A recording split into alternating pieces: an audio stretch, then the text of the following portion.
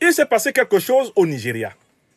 L'ancien président nigérien, âgé de plus de 80 ans, Muhammadu Buhari, général d'armée, anciennement putschiste, par la suite élu président de la République fédérale du Nigeria, vient d'avaler sa cuillère. Le général Buhari est mort. Nous ne voulons intervenir ici que pour attirer l'attention des uns et des autres sur un message que les conditions de la mort de l'ancien président nigérien nous adressent. Le Nigeria, c'est un pays qui est supposément indépendant depuis 1960. De 1960 à 2000, ça fait 40 ans.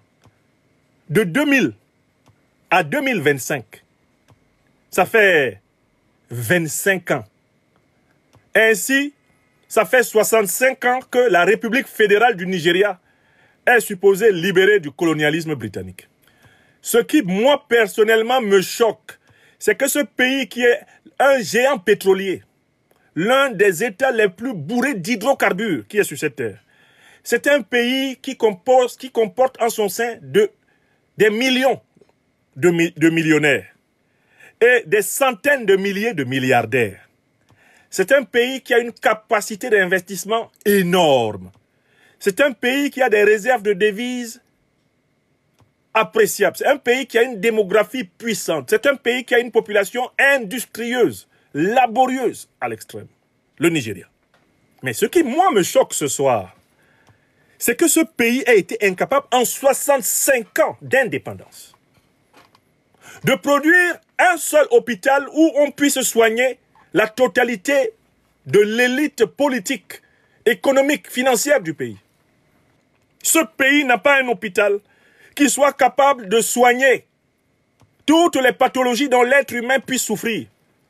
Alors même que ce pays, le Nigeria, a des médecins hyper qualifiés dans toutes les disciplines de l'hôpital. A l'une des diasporas les plus achalandées de la planète.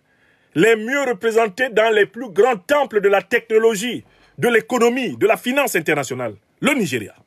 Mais ce pays, ce géant, est incapable de construire un hôpital où on soigne ses présidents.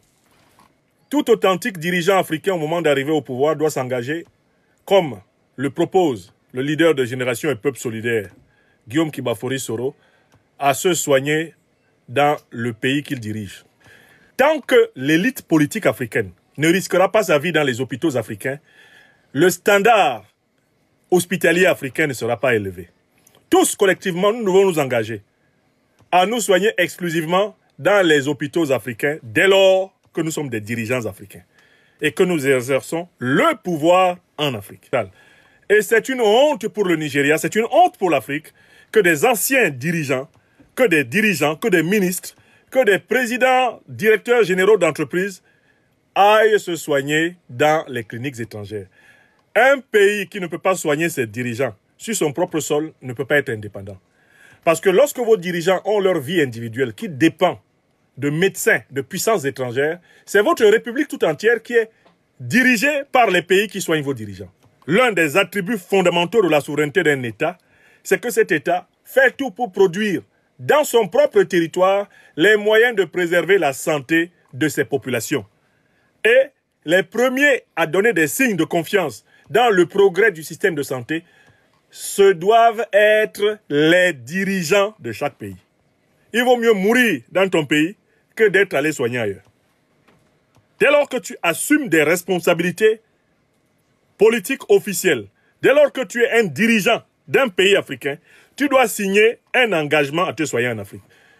Et le jour où on fera signer au moins jusqu'au niveau de tous les ministres, on fait signer au niveau de tous les députés, de tous les sénateurs, tous ceux qui exercent des fonctions qui leur ont été déléguées par le peuple, tous ceux qui les exercent doivent être soumis au serment de subalternité médicale.